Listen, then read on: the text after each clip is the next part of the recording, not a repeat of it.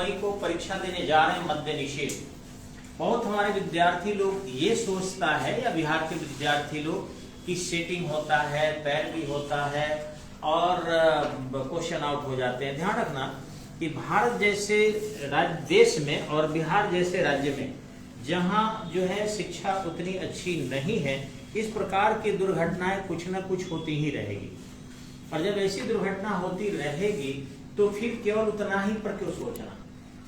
मान लो कोई बहाली अगर आ रही है 100 और 100 में अगर 10 सीटें इस प्रकार से भरी जा रही है, तो 10 के लिए अगर पूरे बच्चे बेचैन रहे तो कैसे होगा।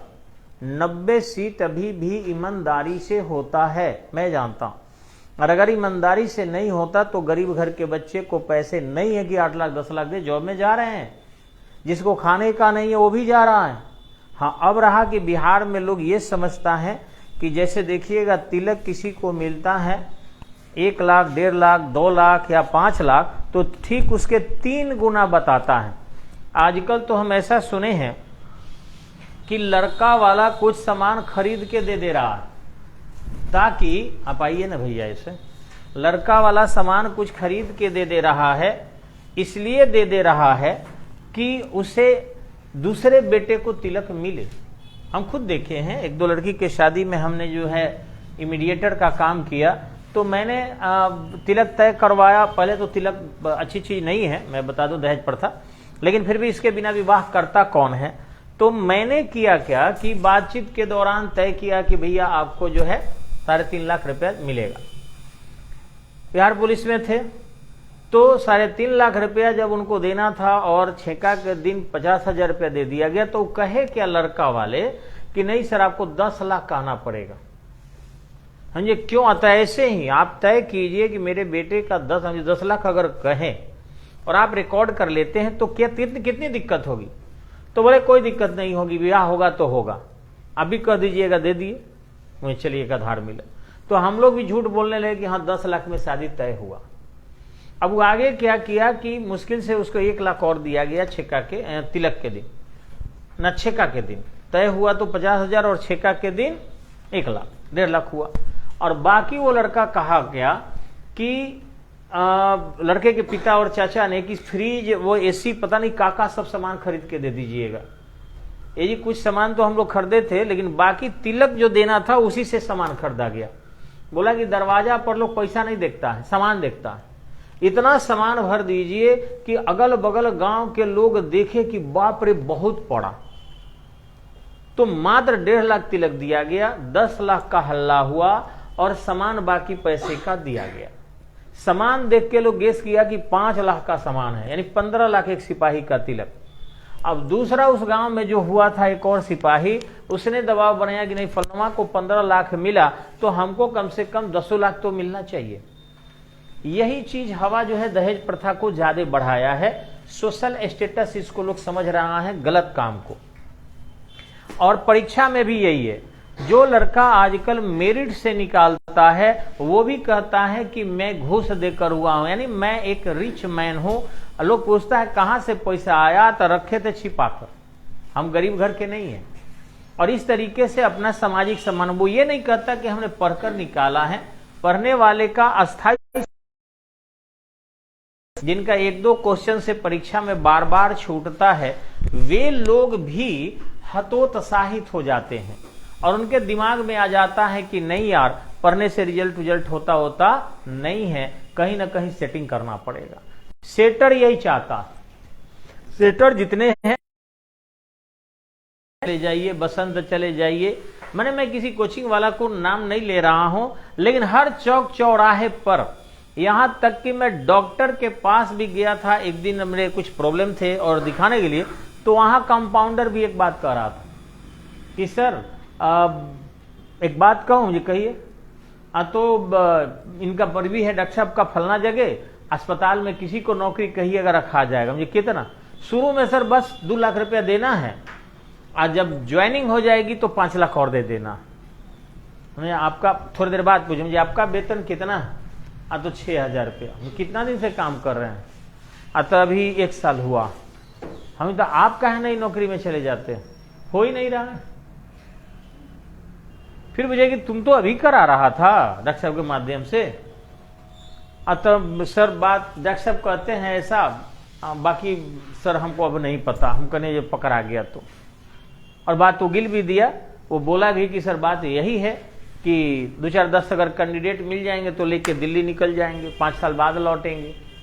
यह काम ज्यादा हो रहा है, 10, 20, 50, 200, 400 लड़कों से एडमिट कार्ड लोग ले रहा है और फिर 4 लाख 5 लाख रुपया ले रहा है। उसमें 10 लड़का अगर अपने आप या मेरिट से निकाल लिया तो लोगों से करेंगे 10 लड़का से लिए थे और 400 लड़कों से पैसा ले रहे हैं और इस तरीके से जो है पैसा खा जा रहे हैं। तो ये काम ज्यादा हो रहा है। जनरली देखे हम बहुत सारे कोचिंग वाले स्टडी पॉइंट को छोड़ के, मैं अपनी बड़ाई नहीं कर रहा कि शेड्यूल कास्ट महिलाओं को और महिला को अगर उसमें जनरल दे दे तो नहीं लेंगे पैसा, पुरुष दे देंगे तो नहीं लेंगे पैसा। और ये ज्यादातर करके और देखते हैं कि उनमें से कोई निकाल ले और तनी मनी नहीं लेते हैं। हम लोग ये स्पेशल पढ़ाने के लिए कुछ पैसा बेसी लेते हैं, ये मैं झूठ नहीं बोलूंगा, लेकिन 10 लाख रुपया तो छोड़िए ना, आज तक किसी ने हमको 2 लाख भी नहीं दिया, किसी ने नहीं दिया। मैं एकदम सोशल प्लेटफॉर्म पर बोल रहा हूं कि कोई भी छपरा के धरती पर ब्रह्मांड की सौगंध अगर कह दे कि एमके सिंह को 2 लाख रुपया भी दिया हो कोई भी, तो आ जाए। मैं बात करूंगा कब दिया, कैसे दिया, का दिया, ये नहीं कि मैं इनकार कर जाऊंगा, लेकिन हल्ला है बेमतलब का। तो उन लड़कों से भी पूछे जो हमको फी भी नहीं दिया और उसकी नौकरी भी हुई और उसने भी कहा कि 6 लाख रुपया सर हमने घूस के रूप में दिया है। तो किसी किसी से तो हम पूछेंगे अरे यार तूने तो हमें 6,000 भी नहीं दिया, 6 लाख क्यों हल्ला कर रहा है? तो कहा कि सर 6 लाख नहीं करेंगे तो उसे बेसी तिलक थोड़े पड़ेगा। अभी 6 लाख कहेंगे कि दिए हैं तब नौकरी हुआ है, तब ना सर 8 लाख 9 लाख 10 लाख पड़ेगा। सर सॉरी, आप बुरा मान गए तो इसको बुरा मत मानिएगा। और इस तरीके से उसने बदनाम किया अपने तिलक के लिए। तो ऐसे ही बदनामी ज्यादा हो गई है और कुछ नहीं है, आपको बता रहे हैं। लेकिन मैं सतर्क करना चाहता हूं कि 1 से 2% ही ऐसे सेंटर पर कहीं गड़बड़ होता होगा, बाकी 97-98% ईमानदारी से होता होगा। आइए उस ईमानदारी के लिए फिर हम काम करने जा रहे हैं। काम क्या है वो सुनेंगे। सबसे पहले तो हमें बिहार को रट जाना है, मैं थोड़ा रटवा रहा हूं, ध्यान रखेंगे। बिहार का सबसे पहले ऋग्वेद में नाम था मगधा, किकटा, और यहां के लोग ब्रात्य कहे गए। तो जो मगधा नाम था, मगधा मतलब होता है अच्छे शब्द नहीं बोलने वाले लोग, अच्छा व्यवहार वाले लोग नहीं, जो वर्तमान सरकार के भी रूप दिख रहा है आपको कि चाहे वो राम रथ को रोके तो, चाहे धीरेन्द्र शास्त्री के प्रवचन को रोके तो। बताइए वो प्रवचन में क्या, कथा में किसी दूसरे का शिकायत करेंगे क्या? वो तो राम की बड़ाई करेंगे। लेकिन ये मगधा क्षेत्र रहा है, इसी ढंग से इसको किकटा कहा गया है। किकटा मतलब होता है दांत किटकिटा के खिसिया खिसिया के बोलने वाले से, बंदर खट खट खट खट खट खट करता है, किकटा कहा गया। उसके बाद यहाँ के लोग व्रत कहे गए हैं, जो व्रत त्योहार नहीं करते हैं। अभी देखिए इतनी बच्चियां बैठी हुई है, इतने बच्चे बैठे हुए हैं और इनमें से शायद एक बच्ची मात्र चंदन करके आई है और एक लड़का, बाकी कोई नहीं। तो इसके पीछे एकमात्र कारण है कि व्रत में इन लोगों को विश्वास नहीं है।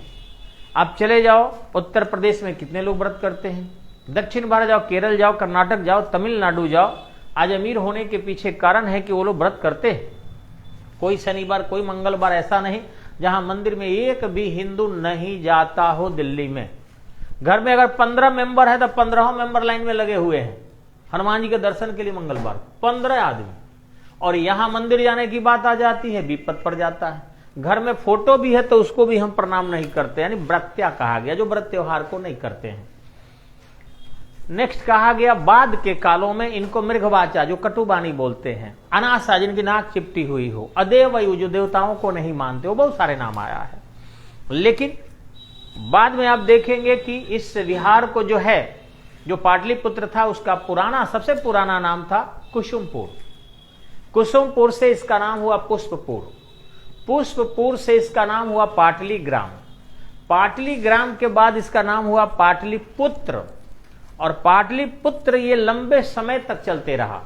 उसके बाद अजीमुशान जो था उसने अजीमाबाद राजधानी किया इसका, जो बिहार शरीफ में नालंदा में पड़ता है, तो अजीमाबाद। और फिर शेरशाह ने इसका नाम कर दिया पटना। आज भी पटना नाम है 1542 से लगातार। अब रही बात कि बिहार, तो बिहार को किक्कट कहा गया, ठीक इसी ढंग से यहां के लोगों को ब्रत्य कहा गया, अथर्ववेद में मगधा भी कहा गया। ठीक इसी ढंग से इसका नाम ओदंतपुरी 12वीं शताब्दी तक था। 12वीं शताब्दी के बाद जब बौद्ध बिहार लगभग नष्ट हो गए तो उसके याद रखने के लिए इसका नाम बिहार पड़ गया। 13वीं शताब्दी में सामान्यतः मोहम्मद बिन तुगलक के आसपास के समय में, तो इसका नाम हो गया बिहार। आज भी बिहार नाम है। अब रही कि बिहार जो था, इस पर सबसे पहला मुस्लिम आक्रांता जो आक्रमण किया था उसका नाम था इख्तियारुद्दीन मोहम्मद बिन बख्तियार खलजी 1203 में। इसके पहले कोई मुस्लिम आक्रांता आक्रमण नहीं किया था। उसके बाद लगातार बिहार पर आक्रमण होते रहे, चाहे वो शमसुद्दीन अल्तमस के माध्यम से किया गया हो या फिर बलबन जो बंगाल के अभियान किया था उस दौरान बिहार को जीता गया हो, लेकिन बिहार हमेशा ही रौंदा जाते रहा। बिहार को एक बार मोक्ष मिली जब जाके शेरशाह, यहाँ का फरीद नाम का व्यक्ति था, एक ट्यूटर था, और ट्यूशन पढ़ाने के दौरान ही उसे भारत के बारे में एक अच्छी चीजें जगी, अफगान था, और फिर यहाँ पर वो लोदियों के सत्ता का अंत करके, मुगलों का सत्ता का अंत करके और फिर स्थापित किया शेरशाही वंश, यानी अफगान की दूसरी सत्ता आई। लोदियों के बाद दूसरी सत्ता अगर अफगानियों की आई तो वह था आपका शेरशाह सूरी की सत्ता। अब सूरवंश भी कहा जाता है इसको। 1545 में चल बसा, 1555-56 के आसपास इन सूरवंश की सत्ता समाप्त हो गई और फिर जो है यहाँ पर मुगल वंश दोबारा स्थापित हो गया। जब देखे होंगे मच्छीवाड़ा के युद्ध में हुमायूं आ जाता है और फिर आपके पानीपत द्वितीय के संघर्ष में अकबर आ जाते हैं। अब रही अकबर मान सिंह के माध्यम से बिहार और उड़ीसा के अभियान करते हैं। हालांकि बाबर भी यहाँ पर घाघरा का संघर्ष लड़ता है जो आपके बलिया के पास है, घाघरा नदी के किनारे। उस समय आपके तुजू के बाबरी जो तुर्की भाषा में लिखा गया है छपरा का चर्चा भी करता है। कुछ लोग छपरा को 6 पड़ाव का क्षेत्र कहते हैं, कुछ लोग छप्पर वाला क्षेत्र कहते हैं। अपने मनमाने ढंग से कुछ भी करते हैं लोग अपना दिमाग लगाकर, लेकिन रियल रूप से वो ये इसका असली नाम नहीं है। असली नाम जो है आपके आर.एल. शुक्ला ने अपने किताबों में लिखा है, जो बलिया के हैं, दिल्ली हिंदी माध्यम कार्यालय निदेशालय में के माध्यम से छपता है, उसमें आप देखा जा सकता है। समय नहीं है ना तो मैं इसकी चर्चा करता, मुझे ले जाना है थोड़ा बिहार को आगे तक। तो मैं आगे बढ़ा रहा हूं आपको कि जब आप आधुनिक काल में आते हैं, वीर कुंवर सिंह जो जगदीशपुर के 1857 के विद्रोह के दौरान 80 वर्ष की उम्र के होने के बावजूद भी वो भारतीय स्वतंत्रता सेनानियों के साथ मिलकर अंग्रेजों के खिलाफ संघर्ष करते हैं। और संघर्ष में वो जो है शाहाबाद होते हुए कानपुर तक चले जाते हैं। बाद में वो लौट कर आते हैं और फिर टेलर उनके बाएं बाह में गोली मार देता है, जिस कारण वो जख्मी हो जाते हैं और बाह काटकर हटाने के बावजूद भी विष फैल जाता है और अंततः कुछ ही दिन बाद वो शहीद हो जाते हैं। लेकिन उनकी वीरता, उनकी कर्मठता, उनकी राष्ट्रभक्ति, उनका समर्पण, उनका बलिदान और उनका त्याग लोगों को आज भी याद है। और आज भी उनके जन्म दिवस को लोग 23 अप्रैल के रूप में बहुत बेहतरीन तरीके से मनाता है, मनाना भी चाहिए। ऐसे वीर बांकुरे अगर मनाते रहेंगे तो नए लोगों में वैसे ही जोश आएगा और हमारा देश क्या रहेगा, मजबूत रहेगा और विदेशी कभी यहाँ चोंच मारने की कोशिश नहीं करेगा। तो मैं बता रहा था कि इस तरीके से हमारे पीर अली भी कम नहीं थे। इन्होंने भी स्वतंत्रता आंदोलन के दौरान पुस्तक विक्रेता थे, इसके बावजूद भी अंग्रेजों के खिलाफ इन्होंने अभियान किया था। भले उनके 49 परिवार के लोग अंग्रेजों के द्वारा दंडित कर दिए गए और समाप्त कर दिए गए।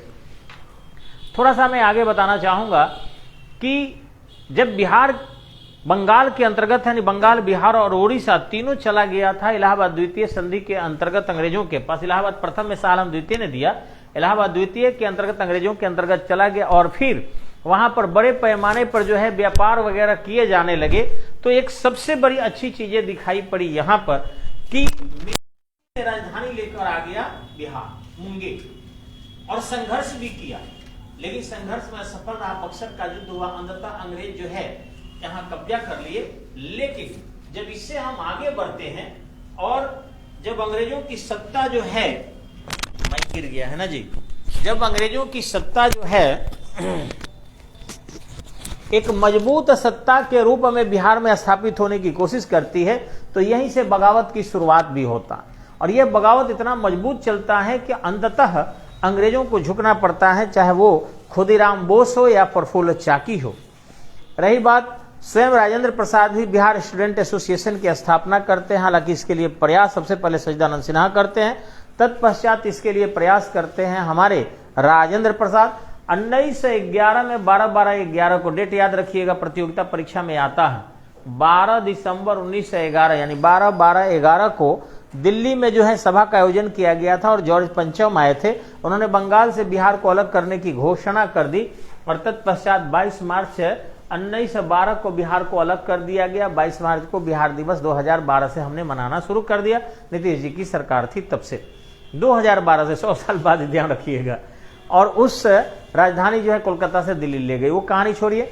फिर आप देखेंगे कि जब बिहार जो है उड़ीसा से अलग हटा या उड़ीसा बिहार से अलग हटा 1 अप्रैल 1936 को, और 15 नवंबर 2000 को झारखंड जो है बिहार से अलग हट गया। उसमें बिहार में 37 जिला था। जब संयुक्त थे झारखंड के साथ तो 55 जिला थे, याद रखना है। झारखंड और बिहार मिलके 55 जिला थे। झारखंड हटा तो 17 जिला जो है ले गया, 18 जिला ले गया, और 17 जिला जो 37 जिला बिहार में रह गया। 37 और 18 कितना होता है? 55 होता है। लेकिन वो 18 जिला बढ़कर जो है वहां 24-25 जिला हो गया है, और बिहार में एक ही जिला बढ़ा, यानी 37 से 38 हुआ, अलवर बढ़ा, बस। अरवल, अलवर नहीं, अरवल राजस्थान में है अलवर, यहाँ अरवल जिला बढ़ा। तो इधर से 38 जिला हुए। आज भी 38 जिला है। 11 जिला प्रस्तावित है, जिससे 49 जिले हो जाएंगे। प्रस्तावित है अभी। कमिश्नरियों की संख्या यहाँ 9 है, और इस तरीके से 104 ब्लॉक हैं, आपको पता ही होगा, सिर्फ प्रखंड है, और 534 जो है ब्लॉक है। आबादी जो है इसका 10,40,00,000 2011 के अनुसार। अभी एक चलता फिरता अनुमान आपके 14.5 करोड़ आया है। आबादी के आधार पर बिहार जो है आपका तीसरा बड़ा राज्य है। पहला उत्तर प्रदेश, दूसरा महाराष्ट्र, तीसरा बिहार है। जनसंख्या घनत्व के आधार पर नंबर 1 बिहार है। बिहार का जनसंख्या घनत्व 2011 के अनुसार 1106 व्यक्ति प्रति वर्ग किलोमीटर है। बिहार का क्षेत्रफल जो है वो आपका 94,163 वर्ग किलोमीटर है। बिहार जो है बंगाल की खाड़ी से या समुद्र तट से या समुद्र की सतह से 53 मीटर ऊंचा है। यह एक मानसूनी प्रदेश के या प्रांत के रूप में जाना जाता है। मानसूनी वर्षा यहाँ होती है, और यहाँ लगभग 150 से 200 सेंटीमीटर एवरेज वर्षा का औसत रहता है। बिहार में सबसे पहले सोन नदी पर जो है बांध बना था, सोन नदी परियोजना हुई थी। गंडक नदी परियोजना बिहार की सबसे बड़ी नदी घाटी परियोजना है।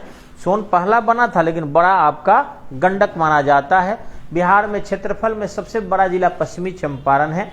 सबसे छोटा जिला के रूप में आपके शिवहर है।